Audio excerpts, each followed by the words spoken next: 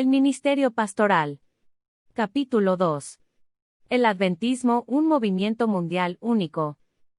Hay una verdad especial para cada época que separa a la Iglesia de Dios del mundo. Santifícalos en tu verdad, tu palabra es verdad, fue la oración de Cristo por sus discípulos.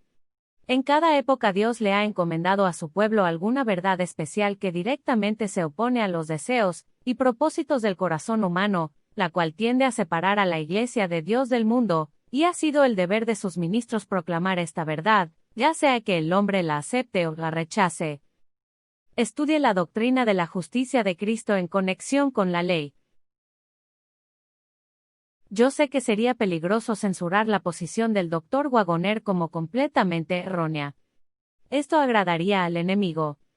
Veo la belleza de la verdad en la presentación de la justicia de Cristo en relación con la ley como la ha presentado el Doctor ante nosotros. Vosotros decís, muchos de vosotros, que esto es luz y verdad. Sin embargo, hasta ahora no lo habéis presentado bajo esta luz. ¿No será posible que por medio de la oración ferviente y la investigación de las Escrituras, él haya podido ver aún una mayor luz en algunos de los puntos? Lo que ha sido presentado armoniza perfectamente con la luz que Dios ha tenido a bien darme durante todos mis años de experiencia. Si nuestros hermanos ministros aceptasen la doctrina que ha sido presentada tan claramente, la justicia de Cristo en conexión con la ley, y yo sé que lo necesitan aceptar, sus prejuicios no tendrían un poder controlador, y el pueblo sería alimentado con la porción de pan a su debido tiempo. Tomemos nuestras Biblias, y con oración humilde y un espíritu enseñable, vengamos ante el gran Maestro del mundo, oremos como lo hizo David, abre mis ojos y miraré las maravillas de tu ley. Puede ser que los ministros no valoren la verdad que ellos presentan. El mundo debe ser amonestado de su inminente ruina. El letargo de quienes se encuentran en el error es tan profundo, tan mortífero, que se necesita la voz de Dios a través de un ministro bien alerta para despertarlos. A menos que los ministros estén convertidos, las personas no lo estarán. El frío formalismo que prevalece hoy entre nosotros debe dar lugar a la energía viviente de una santidad experimentada.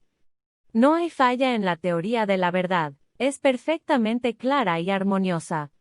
Pero los ministros jóvenes podrán hablar de la verdad con gran fluidez, y aún así no tener un verdadero entendimiento de las palabras que emiten. Ellos no aprecian el valor de la verdad que presentan, y no se dan cuenta del efecto que ha causado en quienes, con oraciones y lágrimas, en medio de pruebas y oposición, la han buscado como a tesoros escondidos.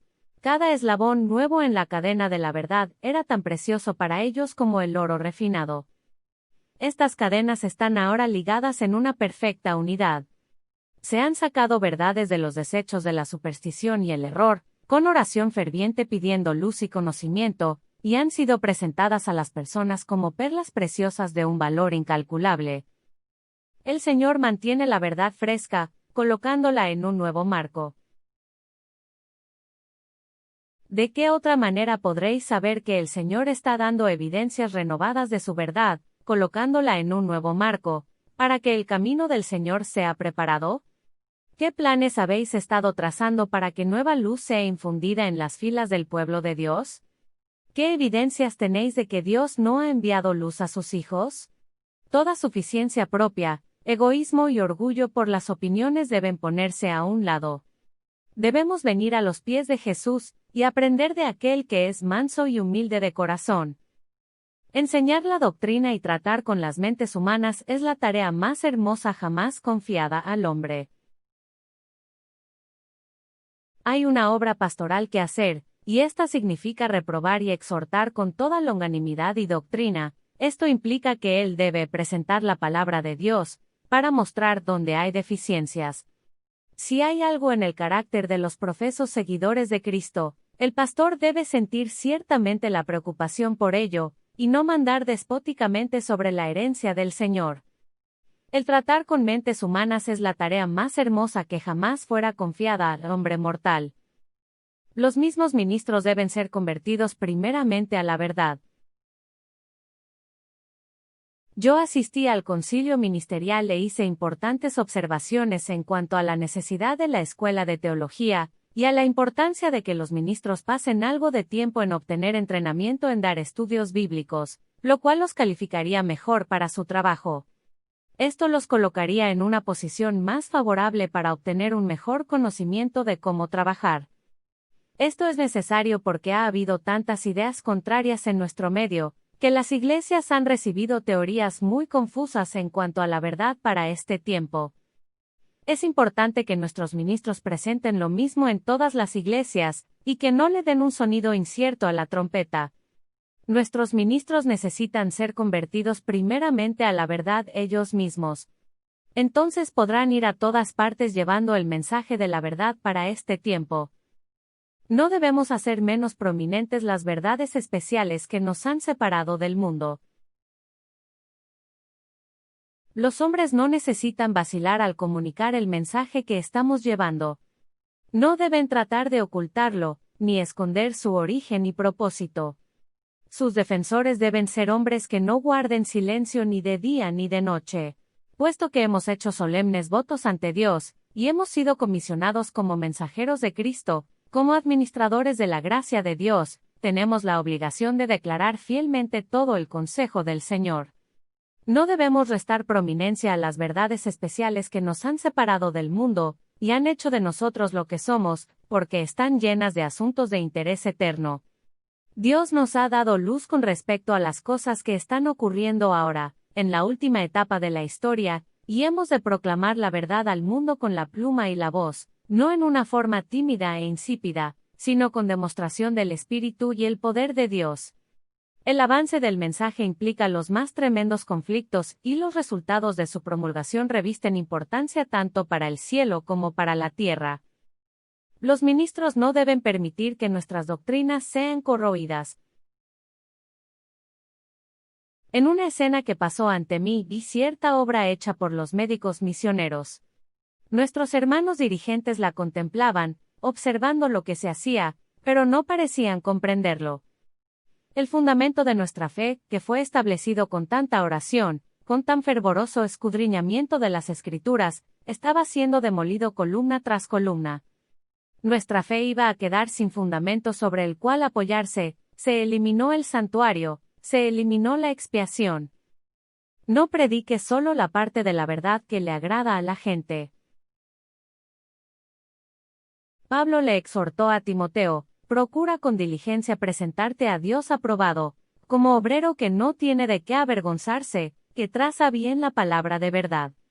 Nosotros hemos de dar el mensaje de advertencia al mundo, ¿y cómo estamos haciendo nuestro trabajo? Hermanos, estamos predicando esa parte de la verdad que le agrada a la gente, mientras que otras áreas del trabajo son dejadas sin hacer. Será necesario que otra persona venga detrás de vosotros para urgir a las personas a cumplir fielmente con su deber de traer los diezmos y las ofrendas a la tesorería de Dios. Este es el trabajo del ministro, pero ha sido tristemente descuidado. El pueblo le ha robado a Dios, y el mal ha sido permitido porque el ministro no ha querido desagradar a sus miembros. Dios llama a estos obreros mayordomos infieles. El cargo hacia sus siervos es que instes a tiempo y fuera de tiempo. Convéncere, reprende y anima, con toda paciencia y doctrina. Si los subpastores cumplen con su deber con fidelidad, cuando el pastor jefe aparezca les dará una corona de gloria incorruptible. Daniel vio su recompensa y dijo: y los entendidos resplandecerán como el resplandor del firmamento, y los que enseñan a justicia a la multitud, como las estrellas a perpetua eternidad. Huya del ardiente deseo de encontrar algo nuevo y presentarlo como una nueva luz. Punto. Si tan solo supiéramos lo que está ante nosotros, no nos dilataríamos tanto en hacer la obra del Señor. Hay ministros y obreros que presentarán una trama de disparatadas falsedades como verdades probadas, así como los rabinos judíos presentaban las máximas de los hombres, como pan celestial. Estas son dadas al rebaño de Dios como su porción de alimento a su debido tiempo, mientras que las pobres ovejas están hambrientas por el pan de vida. Aún hoy parece haber un ardiente deseo por presentar algo deslumbrante, y presentarlo como una nueva luz. Así pues, los hombres están tejiendo en la telaraña como verdades importantes, una trama de mentiras. Este alimento imaginario que se prepara para el rebaño causará desaliento, deterioro y muerte. Respete los derechos de otros estudiando para ver si su presunta nueva luz es bíblica. Debemos aprender que los demás tienen tantos derechos como nosotros. Cuando un hermano recibe nueva luz acerca de las Escrituras, debe exponer francamente su opinión y cada predicador debe escudriñar las Escrituras con espíritu sincero para ver si los puntos presentados pueden ser sostenidos por la palabra inspirada. El siervo del Señor no debe ser litigioso, sino manso para con todos, apto para enseñar, sufrido, que con mansedumbre corrija a los que se oponen, si quizá Dios les dé que se arrepientan para conocer la verdad. Algunos ministros dependen tanto de la excitación de los debates como el borracho del vino.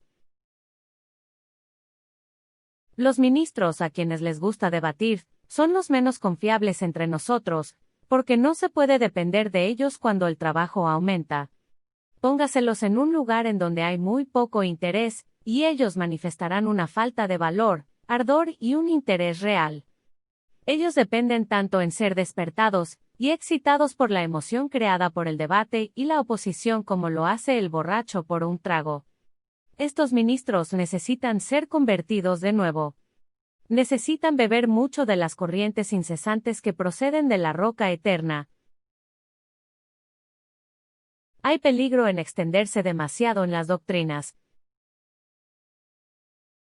Somos uno en la fe de las verdades fundamentales de la palabra de Dios. Y un objetivo debe mantenerse en mente constantemente, esto es, la armonía y cooperación que deben ser mantenidos sin comprometer un solo principio de la verdad.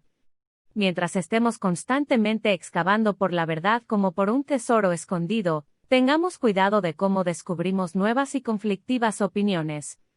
Tenemos un mensaje mundial. Los mandamientos de Dios y los testimonios de Jesucristo son la carga de nuestro trabajo. Tener unidad y amor los unos por los otros es la gran obra que hay que desempeñar ahora. Hay peligro de que nuestros ministros se extiendan demasiado en las doctrinas, predicando demasiados discursos sobre asuntos de disensión, cuando sus almas necesitan una santidad práctica. Predicar una verdad irrefutable puede tornar al predicador demasiado autosuficiente y muy engreído. Tenemos el más solemne mensaje de verdad que jamás haya sido enviado al mundo. Esta verdad es más y más respetada por los inconversos, porque no puede ser refutada. En vista de este hecho, nuestros jóvenes llegan a ser autosuficientes y muy engreídos. Ellos toman las verdades que han sido descubiertas por otras mentes, y sin estudio u oración ferviente, se enfrentan con oponentes y se meten en disputas, participando con discursos sagaces e ingeniosos, haciéndose ilusiones de que están haciendo el trabajo de un ministro del Evangelio. A fin de estar capacitados para la obra de Dios, estos hombres necesitan una conversión tan cabal como la que Pablo experimentó. Los ministros necesitan ser verdaderos representantes de la verdad que predican. Ellos deben tener una vida espiritual más profunda, caracterizada por una mayor simpleza. Aquellos que proclaman que la Iglesia es Babilonia, desvían dinero de un canal de utilidad hacia un canal del mal. Los que defienden el error dirán, el Señor dice, cuando el Señor no ha hablado. Testifican una falsedad, y no la verdad. Si los que han estado proclamando el mensaje de que la Iglesia es Babilonia hubieran usado el dinero gastado para publicar y hacer circular este error, en edificar en lugar de destruir, habrían hecho evidente que son el pueblo al cual Dios dirige. Si los que han hecho esta clase de trabajo hubieran sentido la necesidad de contestar la oración que Cristo ofreció a su Padre inmediatamente antes de su crucifixión, de que los discípulos de Cristo fueran uno como Él y el Padre lo son, no estarían gastando medios que les son confiados, y que tanto se necesitan para hacer progresar la verdad. No estarían gastando precioso tiempo y capacidad para diseminar el error, haciendo necesario que los obreros dediquen su tiempo para contrarrestar y anular su influencia. Una obra de este carácter es inspirada, no de lo alto sino de abajo. El dinero del Señor debe ser repartido igualmente entre las misiones locales y las extranjeras. Los fondos del Señor deben ser igualmente compartidos entre las misiones locales y las extranjeras. Al planear el trabajo, se debe considerar las dificultades que hay que resolver en los campos extranjeros. No permitan que aquellos que tienen todas las ventajas sean tacaños al distribuir los medios para el avance de la obra en los campos misioneros. Por amor al Señor, se debe dar un apoyo voluntario a la obra del Evangelio, el cual debe ser llevado a todas partes del mundo.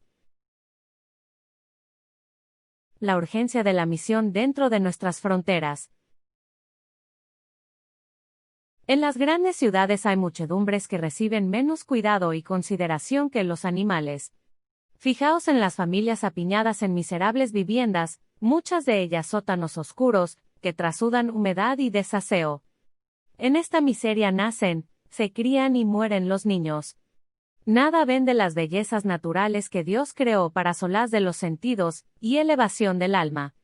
Harapientos y famélicos viven en el vicio y en la depravación, amoldado su carácter conforme a la miseria y el pecado que los rodean. Estos niños solo oyen el nombre de Dios en blasfemias. Manchan sus oídos palabras injuriosas, imprecaciones y obscenidades. Los vapores del alcohol y el humo del tabaco, hedores morbosos y degradación moral, pervierten sus sentidos. Y así muchísimos son preparados para desarrollarse en criminales, enemigos de la sociedad que los abandonó a la miseria y a la degradación. Pero no todos los pobres de esos barrios son así. Hay hombres y mujeres temerosos de Dios, arrastrados a la extrema pobreza por la enfermedad y el infortunio, y muchas veces también por las artimañas deshonestas de los que explotan a sus prójimos.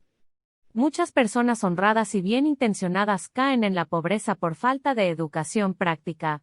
La ignorancia las inhabilita para luchar contra las dificultades de la vida. Arrastradas a las ciudades, es frecuente que no puedan encontrar ocupación.